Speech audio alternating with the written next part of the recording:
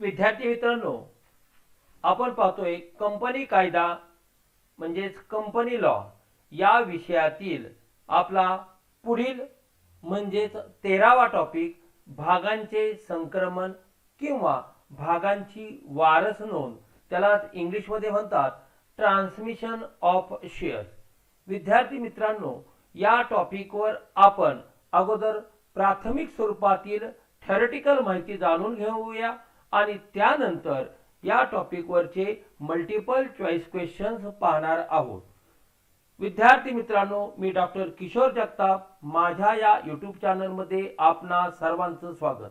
विद्यार्थी मित्रांनो, माझी वेबसाईट आहे, फेसबुक पेज आहे, इंस्टाग्राम आहे आणि व्हॉट्सअप आहे. या सर्वांच्या लिंक या डिस्क्रिप्शन बॉक्समध्ये दिलेल्या आहेत, तुम्ही त्या फॉलो करू शकता. ज्यांनी अजूनपर्यंत चॅनलला सबस्क्राईब केलं नसेल त्यांनी चॅनलला त्वरित सबस्क्राईब करावे, म्हणजे येणारे व्हिडिओचे नोटिफिकेशन तुम्हाला प्राप्त होऊ शकेल. आणि त्याचप्रमाणे आतापर्यंत जे व्हिडिओ माझ्या चॅनलवर आहेत ते सर्व व्हिडिओ तुम्हाला प्राप्त होऊ शकतील. तर विद्यार्थी मित्रांनो, चला पाहूया आपण भागांचे संक्रमण किंवा भागांची वारस नोंद म्हणजे ट्रान्समिशन ऑफ शेअर्स. भागांची वारस नोंद किंवा संक्रमण या टॉपिकचा प्राथमिक स्वरूपातला जो भाग आहे तो म्हणजे अर्थ आणि व्याख्या, ते आपण सुरुवातीला पाहू आणि त्यानंतर पुढील भागाकडे वळूया. भागांचे संक्रमण या शब्दाचा जो अर्थ आहे तो म्हणजे भागधारकाचा मृत्यू, वेडेपणा, दिवाळखोरी इत्यादीमुळे त्याच्या भागावरील मालकी हक्क कायद्याच्या कारवाईमुळे त्याच्या वारसाकडे जातो, त्यावेळीस त्याला भागांची वारस नोंद किंवा भागांचे संक्रमण असे म्हटले जाते. म्हणजे पहा, विशिष्ट परिस्थितीमध्ये विशिष्ट कायद्यानुसार भागांचे हस्तांतर होणे. विशिष्ट परिस्थिती म्हणजे मृत्यू, वेडेपणा, दिवाळखोरी ही परिस्थिती, आणि विशिष्ट कायदा म्हणजे वारस हक्क कायदा. या दोघांचाही विचार करून आपल्याला या भागांची संक्रमण किंवा वारस नोंद या संबंधीची माहिती जाणून घेता येऊ शकेल. भागांचे संक्रमण कायद्याच्या अंमलबजावणीमुळे होत असते, ते भागधारकांच्या इच्छेमुळे होत नाही. भाग संक्रमणात भाग खरेदी विक्रीचा प्रश्न येत नाही, तसेच मोबदल्याचाही प्रश्न येत नाही. भागांचे संक्रमण हे केवळ आणि केवळ भागधारकाचा मृत्यू, वेडेपणा आणि दिवाळखोरी अशा परिस्थितीमध्येच किंवा प्रसंगीच घडू शकते. भागांच्या संक्रमणासाठी कोणताही कायदेशीर दस्तऐवज भागांच्या वारसदाराला भरून द्यावा लागत नाही. वारसदाराने त्यासाठी फक्त आपल्या वारस हक्काचा पुरावा कंपनीकडे द्यावा लागतो. भागांच्या संक्रमणासाठी मुद्राकर देखील भरावा लागत नाही. त्याचप्रमाणे भागांच्या संक्रमणाला नकार देण्याचा अधिकार हा संचालक मंडळाला नसतो.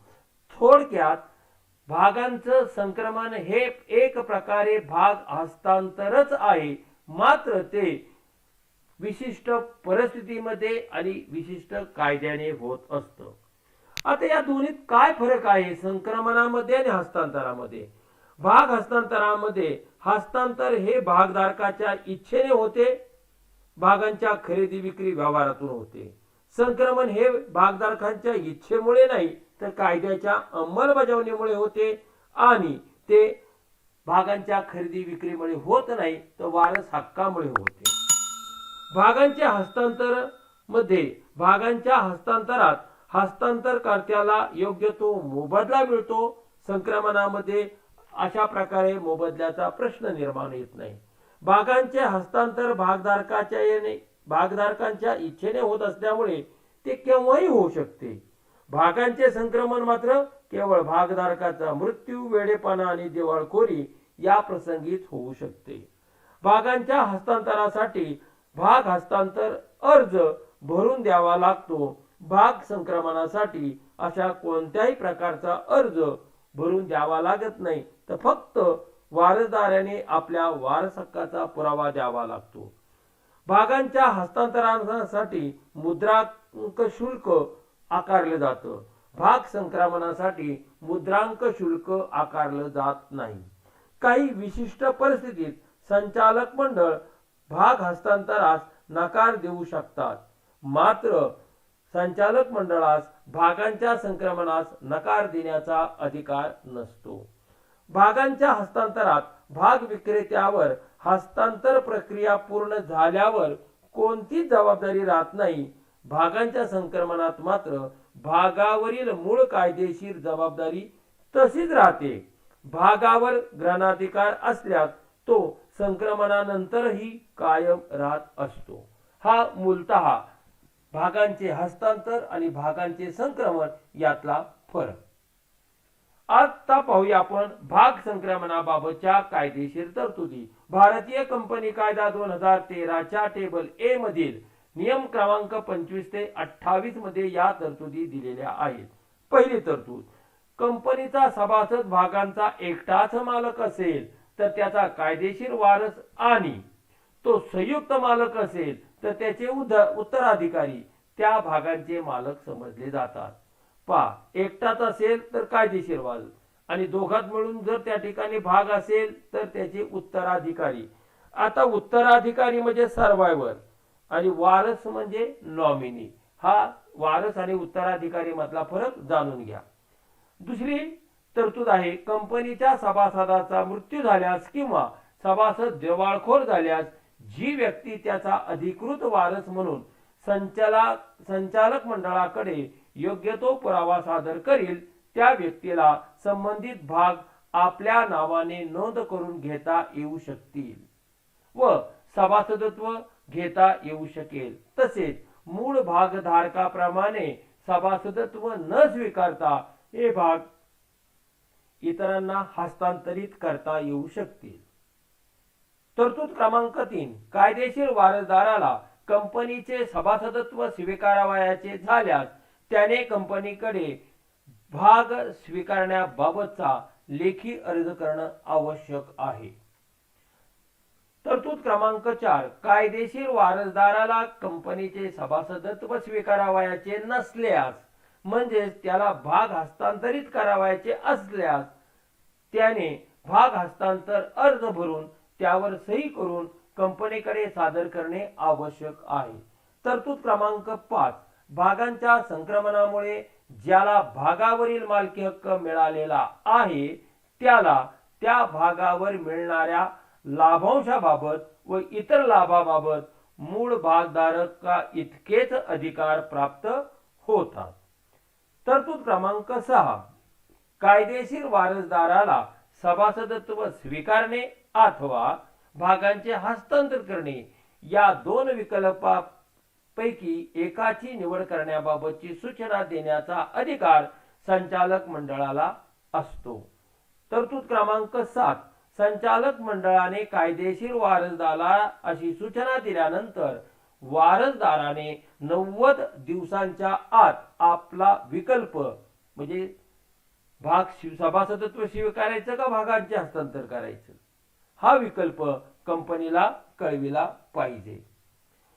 आता आपण पाहणार आहोत भाग संक्रमण किंवा वारस नोंद या संबंधीच्या कार्यपद्धतीच्या 4 टप्पे. पहिली आहे दिवाळखोरीत होणारं संक्रमण, वेडेपणामुळे होणारं संक्रमण, संयुक्त भागधारकांना पैकी एकाचा मृत्यू झाल्यास होणारे संक्रमण, भागधारकाच्या मृत्यूमुळे त्याच्या वारसाला होणारे भागांचे संक्रमण. दिवाळखोरीत होणारे संक्रमण, एखाद्या सभासदाचे दिवाळे निघाल्यास त्याची सर्व मालमत्ता न्यायालयाने नेमलेल्या शासकीय प्राप्तकर्त्याकडे जाते. भाग ही देखील एक संपत्ती मानली गेली असल्यामुळे शासकीय प्राप्तकर्ता दिवाळखोर भागधारकाच्या भागावर कायदेशीर मालकी हक्क प्रस्थापित करतो. परंतु भागांचे रीतसर संक्रमण घडून आणण्यासाठी त्याला न्यायालयाकडून मिळालेले नेमणूक पत्र कंपनीकडे सादर करावे लागते. त्यानंतर त्याच्यासमोर 2 पर्याय उपलब्ध असतात. एक तर तो भाग स्वतःच्या नावावर हस्तांतरित करून घेऊ शकतो किंवा ते दुसऱ्याला हस्तांतरित करू शकतो. साधारणतः शासकीय प्राप्तकर्ता हस्तांतराचा पर्याय स्वीकारणे पसंत करतो. दुसरी पद्धत वेडेपणात होणारे भागांचे संक्रमण. वेडेपणात व्यक्तीला मालमत्तेचे व्यवहार करण्याचा अधिकार असत नाही, म्हणून ज्यावेळी एखाद्या भागधारकाला वेडे ठरविले जाते त्यावेळी न्यायालयाने या संदर्भात नेमलेल्या समितीकडे भागांचे संक्रमण केले जाते. ही समिती न्यायालयाच्या नेमणुकीचा आदेश कंपनीकडे सादर करील त्यावेळी संबंधित भागांचे संक्रमण म्हणजे हस्तांतर समितीच्या नावे केले जाते. 3. संयुक्त भागधारकांपैकी एकाचा मृत्यू झाल्यास होणारे संक्रमण. ज्यावेळी भाग संयुक्तपणे धारण केलेले असतात व त्यापैकी एखादा भागधारकाचा मृत्यू होतो त्यावेळी हयात असलेल्या भागधारकाकडे भागांचे संक्रमण होते. अशा वेळी हयात असणाऱ्या भागधारकाने मृत भागधारकाच्या मृत्यूचे प्रमाणपत्र डेड सर्टिफिकेट कंपनीकडे सादर केले पाहिजे. अशा प्रकारे मृत्यूचे प्रमाणपत्र मिळाल्यावरच मृत भागधारकाचे नाव सभासद नोंदवहीतून किंवा नोंद पुस्तकातून काढून टाकले जाते. आणि 4. भागधारकांच्या मृत्यूमुळे त्याच्या वारसाला होणारे भागांचे संक्रमण. कंपनीच्या सभासदाचा मृत्यू झाल्यास त्याच्या नावाने नोंदणी झालेले भाग त्याच्या कायदेशीर वारसाकडे संक्रमित होतात. वारस हक्क सांगणाऱ्या व्यक्तीला आपला हक्क पटवून देण्यासाठी खालीलपैकी एखादा पुरावा उपस्थित करावा लागतो. 1. मृत सभासदाने मृत्यूपत्र करून ठेवले असल्यास ते सीलबंद पाकिटात न्यायालयात सादर करून त्याबद्दल न्यायालयाकडून रीतसर मिळविलेले मान्यता पत्र. 2. मृत्यूपत्र तयार करून ठेवले नसल्यास न्यायालयाने दिलेले प्रशासन अधिकार पत्र लेटर ऑफ ऍडमिनिस्ट्रेशन. 3. भागधारकाच्या मानसिक असमर्थतेमुळे न्यायालयाने नेमलेल्या वारसाच्या नेमणुकीचा आदेश. आणि 4. भागधारकाच्या दिवाळखोरीमुळे न्यायालयाने नेमलेल्या वारसाच्या नेमणुकीचा आदेश. भागावरील कायदेशीर मालकी हक्क सिद्ध केल्यावर वारसदाराला कंपनीच्या नियमावलीत देण्यात आलेल्या 2 पर्यायापैकी एका पर्यायाची निवड करावी लागते. एक म्हणजे संक्रमित भागांचे स्वतःच्या नावे नोंदणी करून घेणे व दुसरे म्हणजे संक्रमित भाग हस्तांतराद्वारे अन्य व्यक्तीला भागांची विक्री करणे. पहिला पर्याय त्याने जर निवडलेला असल्यास त्याला कंपनीकडे एक विनंती अर्ज करून सभासदत्व देण्याविषयी विनंती करावी लागते. असा अर्ज आल्यावर कंपनी त्याचे नाव सभासद नोंद पुस्तकात लिहून तशी सूचना दिली जाते. दुसऱ्या पर्यायाची त्याने निवड केल्यास त्याला मात्र हस्तांतर पत्र म्हणजे विनंती पत्राऐवजी हस्तांतर पत्र भरून द्यावे लागते. सोबत भाग प्रमाणपत्र व अधिकारासंबंधीचे प्रमाणपत्र सादर करावे लागते. या कागदपत्रांची तपासणी केल्यावर व हस्तांतराच्या कार्यपद्धतीचा अवलंब केल्यावर कंपनी हस्तांतराची नोंद करून घेते. वारसदाराने कोणताही पर्याय कंपनीकडे कळविला नाही तर संचालक मंडळ तसे त्याला कळविणारी सूचना पाठवी असते. अशी सूचना मिळाल्यावर 90 दिवसाच्या आत त्याने आपला योग्य विकल्पाचा निर्णय कळविणे आवश्यक आहे. भागांचे संक्रमण झाल्यावर चिटणीस मूळ सभासदाचे नाव सभासद नोंदवहीतून काढून टाकून त्याच्या नावासमोर संक्रमणाशी संबंधित माहितीची नोंद करतो. त्याच वेळी संक्रमित झालेल्या वारसदाराचे नाव सभासद नोंदवहीत नोंदविले जाते. जुने भाग प्रमाणपत्र रद्द करून त्याऐवजी नवीन भाग प्रमाणपत्र या वारसाला दिले जातात. अशा पद्धतीने ही 4 प्रकारे भाग संक्रमण कार्यपद्धती आपल्याला सांगता येऊ शकेल. नामनिर्देशन किंवा नॉमिनेशन. आता हे नॉमिनेशन जे आहे नॉमिनेशन बाय मेंबर. सभासदाच्या मृत्यूनंतर त्यांना आपले भाग किंवा कर्जरोखे कोणाला मिळावेत असे वाटते त्याच्या नावाने सभासदांना नामनिर्देशन करता येऊ शकते. नामनिर्देशन फक्त व्यक्तीलाच करता येते म्हणजेच कृत्रिम व्यक्ती उदाहरणार्थ ट्रस्ट, सोसायटी, व्यक्तिगत संघटना, भागीदारी संस्था, संयुक्त हिंदू कुटुंबाचा करता किंवा मुख्तियारपत्र धारक नामनिर्देशन करू शकत नाही. भाग किंवा कर्जरोखे संयुक्तरित्या धारण केले असतील तर सर्व संयुक्त धारकांची नामनिर्देशन अर्जावर सह्या असणं आवश्यक आहे. जर नामनिर्देशित व्यक्ती अज्ञान म्हणजेच मायनॉर असेल तर ती व्यक्ती सज्ञान होईपर्यंत एखाद्या पात्र व्यक्तीची नॉमिनी म्हणून नियुक्ती करता येते. कायद्यामुळे किंवा मृत्यूपत्राद्वारे वारस हक्काच्या तरतुदीनुसार नामनिर्देशन केल्यास ते रद्दबातल ठरले जाते. सर्वसामान्य कायद्यातील तरतुदीनुसार मृत्यूपत्रामुळे नामनिर्देशन रद्द होऊ शकते, परंतु कंपनी कायद्यात अशी तरतूद करण्यात आलेली नाही. नामनिर्देशनाच्या तरतुदीमुळे जर एखादी व्यक्ती भाग किंवा कर्जरोखे मिळण्यास पात्र झाली असेल तर तिने कंपनीकडे भाग किंवा कर्जरोखे धारकाच्या मृत्यूपत्रासहित अर्ज केला पाहिजे. नामनिर्देशित व्यक्ती संचालक मंडळाला आपले नाव सभासद नोंद पुस्तकात समाविष्ट करण्याविषयी विनंती करू शकते. नामनिर्देशित व्यक्तीने आपले नाव सभासद नोंद पुस्तकात नोंदवून घेतले पाहिजे किंवा भाग किंवा कर्जरोखे इतरांना हस्तांतरित केले पाहिजे. जर त्याने यापैकी काहीही केले नाही तर कंपनी त्याला तसे करण्यास सांगू शकते.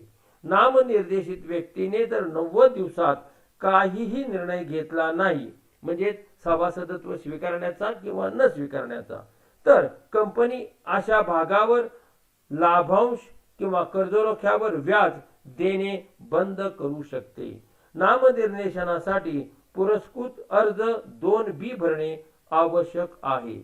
नामनिर्देशन करणाऱ्या व्यक्तीला नामनिर्देशन मागे घेण्याचा देखील हक्क प्राप्त होतो.